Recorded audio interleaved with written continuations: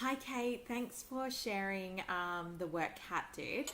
There's actually some really great stuff that I would love to train you on, and it's currently 11:15 at night. So I just decided to create a video on it and then just go through some of the comments that I've created for you, just so that obviously you've got this training and you can take it on with Kat, and this will also relate to every time you do film.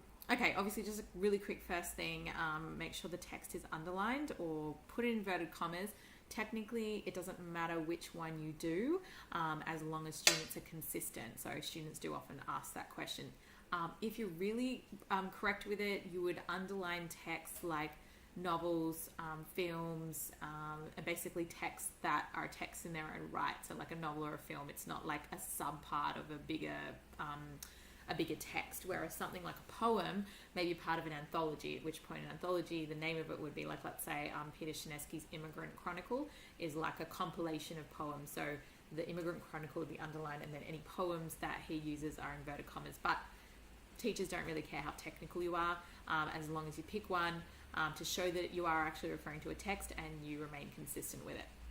You bang on in the topic sentence when Kat said respond to surrounding aspects of life. It's just way too vague. Okay, so what she hasn't really captured in this particular paragraph, great text, by the way, love it. I would totally be stealing it and using it.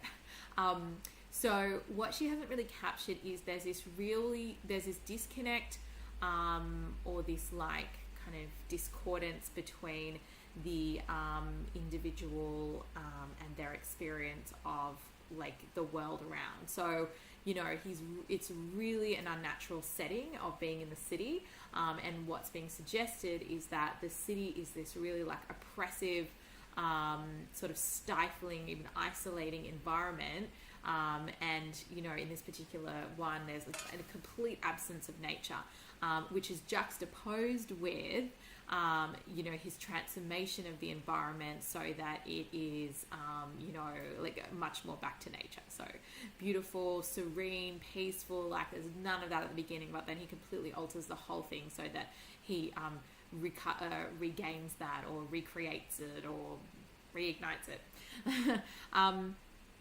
Okay, so yeah, so as I've said, as an example there, you could say something like ways in which individuals respond or are challenged by and respond to the increased industrialism of urban life and the disconnection from nature that results. It's not the best wording, but I think you get the idea from what I said before as well. Next thing is that she's just gone straight into the director of this text uses paper animals. I don't know anything about this text, so students always need to remember that they can't assume a marker knows anything about this text, and why should they, especially if it's a related text. So they need to make sure they do one of two things. The first one is not assume a marker knows the text, okay? The second thing they need to do is not tell a story. Sometimes that can seem a little bit conflicting, but it does work the following way. So what students need to do is they do need to say some detail or kind of introduce some detail of the text in relation to how it links back to the key idea they're discussing. Okay, so for example, and I've written so for example, in the film, if you look on the comment there, the oppressive nature of the city, okay, so that's the point, which once she kind of fixes up the topic sentence and you get this clarified with her, that's what she should be discussing.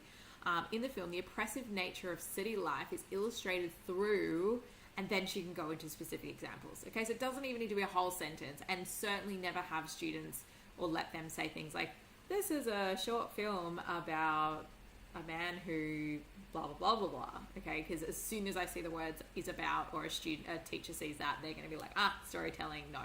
Okay, so as you can see in the example I gave you, we know a bit more about what the story's about, but it then allows more of a smooth launch into the actual techniques used. Okay, all right, cool. Next thing is, it doesn't really make sense structurally. Oh no, sorry, don't write text. Oh yeah, you could actually take that bit out anyway, but that's a small thing. Okay, so structurally, I know that the animals are there initially. So yes, she's right. We do get a sense that those animals are important. However, it makes more sense to go, he's in this environment which is industrialized, it's oppressive, it's isolating, it's just disturbing, whatever else, and then he transforms it, because texts are always going to be about like how something's changed or how characters changed or whatever else. So the way you want students, and this goes for literally every text, we always want to kind of do it, but, and I know chronologically it does start with the fact that he likes the animals, but if you look at the overall structure of the text, it makes more sense to go, okay, he's in this industrial situation, environment, then how does he move beyond that? How does he alter that? So I wouldn't talk about these paper animals to start with. I instead would suggest launching into looking at the oppressive environment that has already been mentioned, okay? So for example, I've just giving you a snapshot. So this is the best way to have students do film. So film can often be done really poorly because students try to like describe all of what's going on and don't really go into technical detail about how particular images are created. Sorry. So the best way of doing it is to pick a particular shot or a still and then have students deconstruct it as an image. Okay, so I've done this below so that you can see really clearly. Okay, so at 0:39, or 39 seconds, we've got this shot of this like burly guy from, you know, whatever the protagonist guy, walking through the street. Okay, now one of the things I want to just mention is that we do have a whole sheet of film techniques, and they're really good. And it's actually really similar to what I created about the language techniques. And actually, it's a whole chapter in that book I mentioned as well. I just don't have a video on it, right? But if you have a look in the book, and we also have it as notes as well in our folder, it's called Traditional Camera Techniques or something like that. It'll give you a lot of information about how to actually deconstruct a film. So what you want to do is go to, for example, here, you know, what shot is that, right? So if I go to the actual definition, or like the definitions of different camera shots. So here we go, traditional. I'm literally looking this up. And by the way, you can totally, you know, make sure you print this out for her so she's got this as well. So I'm going to hop down to the bottom of the first page. Okay, so we've got an extreme close-up. This shot fills the frame with one detail, such as a character's hands or eyes, removing any focus in the background. Okay, it's clearly not an extreme close-up. Close-up is a shot is used to draw the viewer's focus through the broader sense, as it can cover more detail. It doesn't say this there, but a close-up is usually like a face, let's say up to the neck. Okay, that would be a close-up. Extreme close-up is like extreme close-up shot. It's like an eye, and then, you know, this is the frame of a close-up, so someone's face. Okay. Then you've got a medium shot, which goes back a little bit further. So it's a wider shot that displays more of the background, and particularly the chest and stomach of a person in the frame. So usually it's going to emphasize things like facial features, body language. Okay. Then the next level is a long shot. Okay. Key thing here, the setting dominates the frame. As characters appear in full body, it's often used to draw attention to the character or object in relation to its surroundings. So that's starting to sound like a good one to use here with this guy, because the whole point of this is, how is this guy, or like, you know, how's this guy positioned in and amongst his whole environment? Then you've got an extreme long shot, which can be used as establishing shot. So that would be like, there's very little detail in that. So it would be like, you know, a really long shot of, I don't know, the earth, or like a really large, you know, landscape. Okay, you're not going to have a person in there. You wouldn't even be able to see them. Okay, so clearly long shot is the choice here. So what I've kind of done here is actually helped you or shown you how to actually deconstruct this. So I would start this point with something like, the oppressive nature of the urban landscape has been depicted through this distinctly visual image, or through the distinctly visual image of a burly man. I'm just going to change it to the walking through the street where. And then here are a couple of, and I don't think she'd have room for all of these, but there's a whole bunch you can use for each shot. Okay, so first one, long shot. A long shot pictures this large man in the vastly metropolitan landscape where his size is diminished amongst the speeding cars and tall buildings that surround him. Okay, based on the language Kat's using, some of those words might be not super appropriate, but feel free to use bigger words and then get her to define them or go and look them up, okay? So that you're actually introducing some bigger words into her vocabulary, because it will make a big difference to her sophistication, the sophistication of her writing. I never dumb down the words I'm using for students, but what I do always do is if I suspect they might not understand, I always stop and ask them if they understand it. If they don't, we look it up together, okay? And then that starts like helping them build it, and it makes them feel good too. Like, it's not like, you know, they feel stupid that they don't understand, because you're like, hey, do you know what that means, right? And if they do, great. If they don't, well, that's awesome. You can then help them find out. The next one is a color palette, for example, okay? So color palette is used to depict the city. Sorry, the color palette used to depict the city is predominantly gray and a dull green, depicting a lack of vibrancy and liveliness in a city around him, this particular man.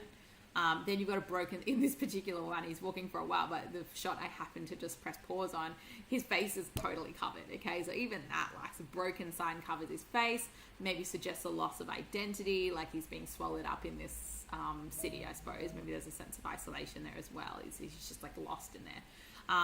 The noise is really, really crucial in this particular short film. So, animation.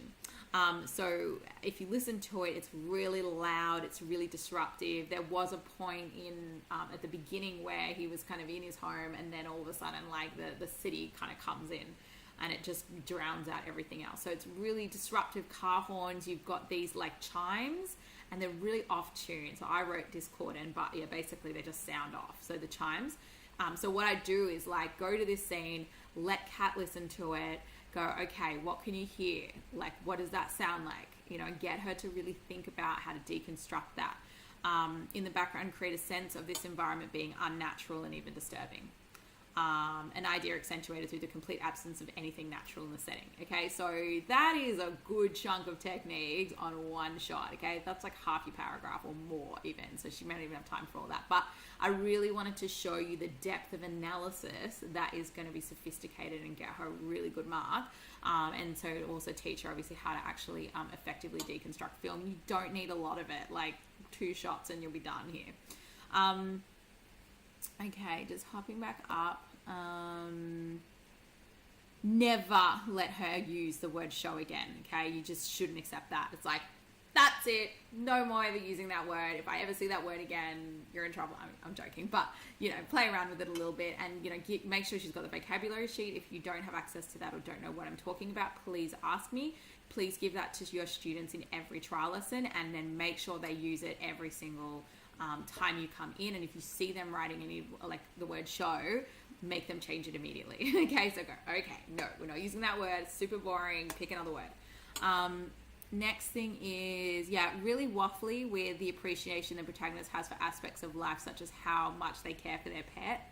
Like, that's just not, it's like really superficial. So once you've established a point, everything she's talking about should be about techniques that illustrate that particular point that's been made and how much he cares for his pet. It's just not that. Okay, great mid-shot, that's awesome. But again, like, a mid-shot camera angle describes a close relationship the protagonist has towards his animals, but like how? Like, what do we see in that mid-shot? So let's say if it was showing that relationship, it would be a mid-shot of him holding his animals close to his face with a smile. I'm totally making this up right now. Illustrate the closeness. Like, the mid-shot on its own doesn't actually do anything. You've got to see what's in the actual mid-shot. And also see how important the proximity of that shot is. So when I said the long shot and that brings the surroundings in, that's directly linking the effect of the long shot and the proximity to the meaning of the text. Just saying a mid-shot is throwing the word in, but there's nothing about that mid-shot that really does anything. So if you're saying a mid-shot creates like an intimate, you know, scene, or, you know, places more focus. So mid-shot is kind of that you can see someone's face really closely. So it would maybe emphasize a particular emotion, which we couldn't see in a long or an extreme long shot, or even an extreme close-up shot. Okay, so you got to really make sure that you and they make that connection between that particular use of technique or technical feature with the effect. Then towards the end of the film, we discover the man has turned the dull city into a beautiful green place. So again, like, given she hasn't even established a dull city, it's like weird to throw that in now. As a reader, I wouldn't know what she was talking about, but obviously with all the coaching I've given you, that will make a big difference. Then, you know, you want to, so I said make this the next point, so the next still shot you focus on, to juxtapose this from the earlier image of the city as evidence of how he has transformed his environment and to regain his connection with nature. Okay, so, you know, I put that shot further down if she does want to use it. Great. I did just add in, you know, a couple of things that, you know, she could mention about the transformation of the environment. Okay, so as he turns various industrial images into animals, so again, can you see how I'm telling the story a little bit, but it's not, I'm not storytelling. I'm like, okay, you know what, I'm just telling you what's going on in this film, but only in relation to the fact that he is transforming his industrial or urbanized environment into a natural setting. So for example, you know, he transforms a car into a deer, a plane into a bird, and you want to note things like, so two really key things. There's a big alteration in color when he transforms those objects. Okay, so it goes from gray to like earthy kind of tones. So you get light green, blue, and that really contrasts that kind of ashen background I put. So that's when he first starts to alter those particular objects. The second thing is the music. Okay, so have a listen. Like, it's totally different from those off-tune chimes and the honk. It's a very dramatic change. Okay, so the invasive off-tune industrial images have transformed into softer flute tones. Hold on. Yeah, that's right. Sorry, tone can be used for both an image as well as like a musical thing, but just make sure she's not repeating the word tones, because I did that and you don't want to do that in the writing. Okay, but there's like a flute that comes in, it's really soft and it's really kind of like, so when you're analyzing music, if you go to the notes, that's right at the end, what I say there is it's always going to create a particular mood or an atmosphere, and what you want to do is go, okay, you want to pick 2 out of the 3 potential options that you've got. So it's either high or low, loud or soft, fast or slow. Okay, pick 2 of those out of the 6 to illustrate the effect. So what I mean by that is, let's say we're going for, I mean, it basically becomes like peaceful, right? So I would say it's kind of like soft and maybe like high or something, you know, or soft and slow. Okay, as opposed to the previous industrial images of like loud and fast, okay, which gives this whole like, this like whole tension and whatever, which then, you know, alters. Okay, so that's the way you want to do sound. That should always work. And then obviously that's the way that it works here. And then, you know, if she's got time, she can totally just do that whole, and there's a huge juxtaposition there between obviously the previous image of the industrial landscape with the natural environment. So like all the colors, it's really bright, you've got all the trees in the background. Here you've got, this is definitely a long shot again, okay, that really emphasize the natural setting, and you know, you've got the kind of bear and the, I think something, I skipped a little bit of it, but I think he turns into a bear or something, I don't even know. Anyway, whatever, but there's 2 of them next to each other, so there's this sense of like connection that has been regained both within the animals but in the environment, like they're part of the environment. In the previous one, this guy is just sticking out, like he's in color kind of thing, and the rest is all super dull, whereas in the bottom one, like the animals are the same sort of like light kind of earthy tones of the surroundings. Okay, I think that's more than enough. Hopefully that's given you some good coaching on analyzing film and what you can do tomorrow with Kat.